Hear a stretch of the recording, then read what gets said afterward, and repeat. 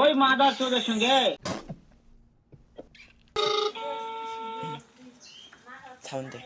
Hello, আসসালামু আলাইকুম। ওয়ালাইকুম আসসালাম। কেমন আছেন? হ্যাঁ ভালো আছি, তুমি কেমন আছো? এই তো আছি, ভালো আছি। रुको जरा सबर करो। হ্যাঁ ভালো আছো না? হুম। আচ্ছা তুমি কার সঙ্গে আছো? এই তো আমি এখন এই দিলীপ বড়ুয়ার সাথে আছি। ওই মাদার চোদের সঙ্গে।